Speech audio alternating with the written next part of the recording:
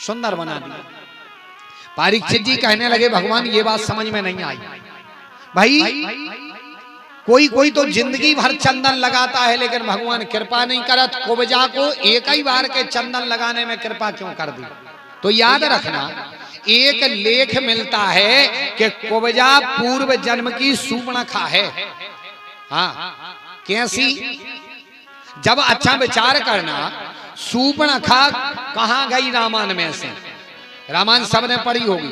सूर्पणखा जो लड़ाई की मुख्य जड़ है बा गई कहां, जौन के कारण इतना बड़ा युद्ध हुआ वो कहां गई।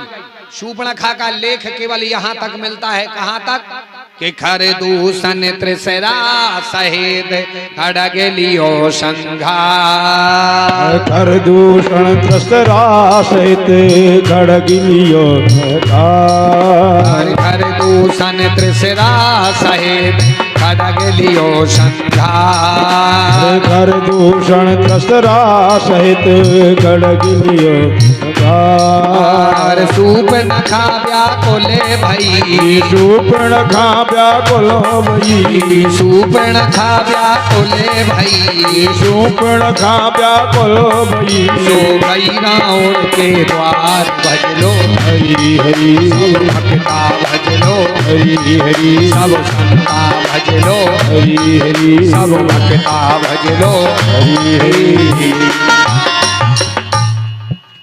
सूर्पणखा का लेख मिलता है खरदूषण त्रिसरा सहित खड़ग लियो संघार, और सूर्पणखा व्याकुल भई गई रावण के द्वार, रावण के यहाँ पर गई पूरी बात बताई और फिर नहीं पता लड़ाई की जो मुख्य जड़ है। इतने राक्षस मरे लेकिन सूर्पणखा कहाँ गई।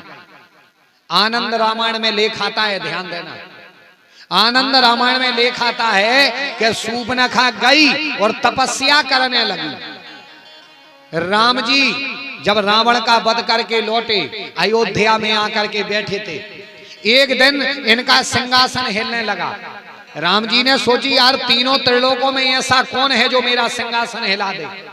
नेत्र बंद करके देखा, ओहो सूर्पणखा, सूर्पणखा तपस्या कर रही थी। भगवान गए सूर्पणखा के पास, कहने लगे सूर्पणखा मांगो क्या चाहिए। सूर्पणखा कहने लगी हमें कुछ नहीं चाहिए।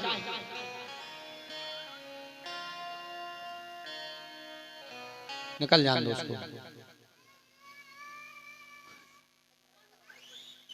छोड़ दे बेटा,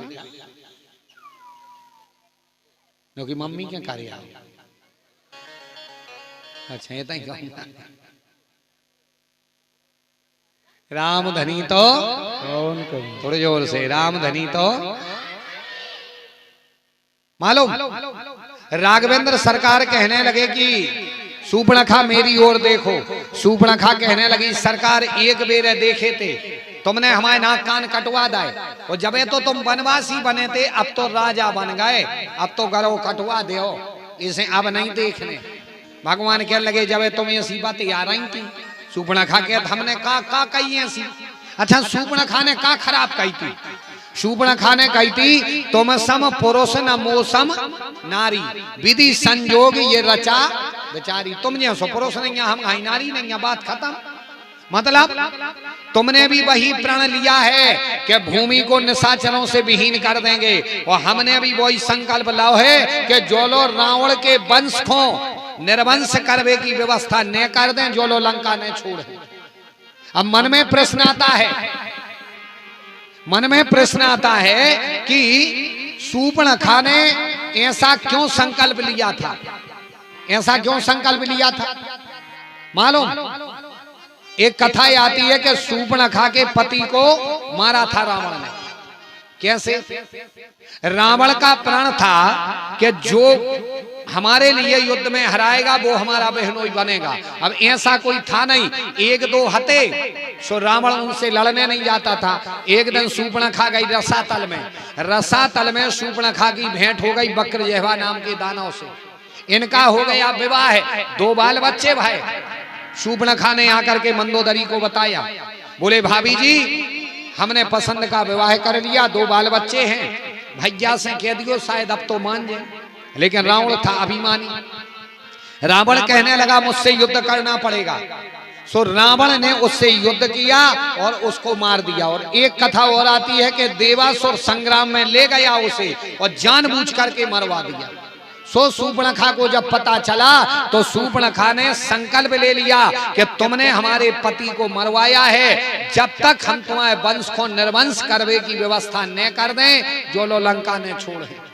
इसीलिए शूर्पणखा ने कहा था कि तुम सम पुरुष न मोसम, वही संकल्प तुम खाए हो कि निशाचरों से भूमि को हीन कर देंगे, और वही संकल्प हमारा है कि रावण के वंश को नाश करवाना। सो हमने कही थी तुम सम पुरुष न मोसम नारी, तुमने हमारे नाक कान कटवा दे। भगवान कहने लगे शूर्पणखा भी तो तुम्हें कटने ही थे, वो जन्म के डरे थे। अच्छा, शूर्पणखा और पूर्व जन्म में एक हो सजा बुली थी।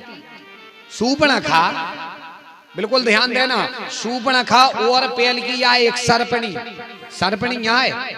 सो मालूम एक बेर शेषनाग गए देवासुर संग्राम में, सब सांपों खुंडवा ले गए और जे थी सर्पणी। सो इसका पति गया था देवासुर संग्राम में और इसने पीठ पीछे किसी और नाग से प्रेम प्रसंग कर लिया।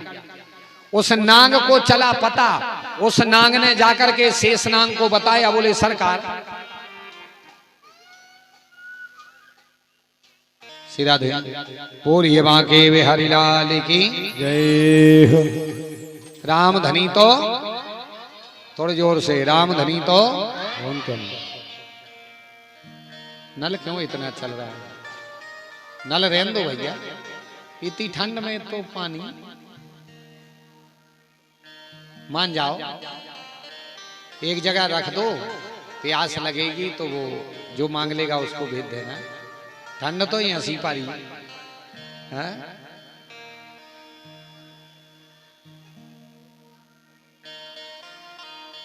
राम धनी तो, थोड़े जोर से, राम धनी तो।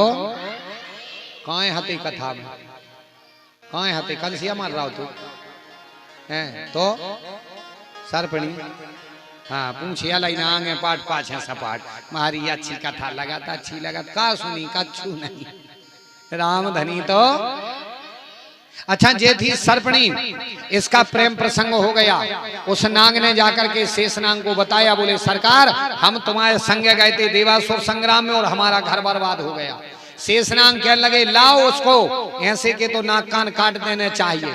एक हो परी पता, सो जा उते से भगी, जबकि भगी भगी आज मिली। सो राम जी कहने लगे जा भैया, तुमने सजा बोली थी, शेषनाग ने बोली थी सजा, और लक्ष्मण जी आए शेषनाग के अवतार। राम जी कहने लगे जब बच जाए, जब ये भग गई थी अब ने भग पावे। लक्ष्मण जी कहने लगे हो जान गए। सो लक्ष्मण जी ने जब सजा बोली थी, सो ये जन्म में नाक कान काटे। अच्छा, जा सर्पणी आए के नोई कहाँ लिखो, रामायण में लिखो है, एक चौपाई पढ़ के वही में लिखो, शूर्पणखा रावण के बहनी और दुष्ट हृदय दारुण दुख अहिनी। दुष्ट हृदय दारुण दुख अहिनी। अहि माने सर्प और अहिनी माने, हाँ, ये सर्पणी थी। सो बोले तुम्हें तो सजा बुली थी, जबे बुली थी। शूर्पणखा कहने लगी जबे बच गए थे, अबे भी बच जाते, तुमने क्यों बताया? राघवेंद्र सरकार कहने लगे अगर इतनी दिक्कत आई है तो एक काम करो, इस जन्म में हमने तुम्हें कुरूप किया, अगले जन्म में तुम्हें सुंदर कर देंगे। सो इस जन्म में उनने लक्ष्मण जी से नाक कान कटवाई थी, कुरूप हुई थी, वही आज कुब्जा बन करके आई। सो भगवान ने उसके लिए सुंदर बना दिया। ये एक संतों का भाव कथा मिलती है। ये पूर्व जन्म की वो थी। सुखदेव जी कहते राजन चंदन लगा आगे बढ़े कन्हैया, आगे गए धनुष यज्ञ को देखा, सभी सैनिक लगे थे। एक कहने लगा देखो तो कन्हैया कितने अच्छे लगते हैं। एक बोला चाल तो देखो, एक बोला चाल क्या देखते हो, घुंघराले बाल देखो। एक बोला बाल क्या देखते हो, बांसुरी देखो। एक बोला बांसुरी क्या देखते हो, पीताम्बरी देखो। एक बोला पीताम्बरी क्या देखते हो, बांसुरी देखो। कन्हैया आगे गए, धनुष का स्पर्श किया। एक कहने लगा इतने ऐसे वीर लग रहे हैं क्या बताएं, धनुष को लेकर। कन्हैया ने धनुष को स्पर्श किया और तोड़ दिया। धनुष टूटा, सभी सैनिक दौड़ पड़े, अरे तोड़ दिया तोड़ दिया तोड़ दिया। पूरे सैनिक गए, कन्हैया और बलराम ने उनसे युद्ध किया और जीते। कुछ सैनिकों ने जाकर के राजा कंस को बताया, राजा कंस, उनने धनुष तोड़ दिया। राजा कंस कहने लगा, हमारे गुरुजी ने कहा था कि जो इस धनुष को तोड़ेगा वो तुम्हें नहीं छोड़ेगा। अब तो कंस के लाजे अपनी मौत सामने दिखाने लगी। मौत के जितने लक्षण हैं कंस को दिखने लगे, कंस को दिखने लगे। कंस कहने लगा और सैनिक बढ़ा दो। अब कन्हैया आगे गए, कुवलिया पीण नाम के हाथी के लिए मदरा पान करा करके दरवाजे पर खड़ा कर रखा था। कन्हैया गए, आगे जाकर के कुवलिया पीण नाम के हाथी से कुचवाना चाहा। कन्हैया थोड़े तो खेले और फिर उसकी सूंड पकड़ी, उठा करके घुमाया, घुमा करके पछाड़ दिया। आगे गए, रण तोसल चारूढ़ मुष्टिक आ गए और वो आए, कहने लगे मुझसे युद्ध करो। भगवान कहने लगे मैं अभी बालक हूं। तो रण तोसल कहने लगे, ना बला ना किशोरास्तुम बलश्चो बलिनाम बरहा लील एवो हितो एनो सहस्त्रा द्विपसात। ना तुम बालक हो ना ही किशोर हो, ना तुम बालक हो ना तुम किशोर हो। भगवान कहने लगे मैं अभी बालक हूं। बोले बड़े बने फिरते हो, पूतना मारने वाले, अघासुर मारने वाले, बकासुर मारने वाले, अरे तुम तो बड़े बने फिरते हो, आओ युद्ध करो। भगवान कहने लगे मैं युद्ध नहीं कर सकता। बलराम जी कहने लगे क्यों कन्हैया, डरते हो क्या? तो कन्हैया और बलराम ने रण तोसल से युद्ध किया, चारूढ़ मुष्टिक से युद्ध किया।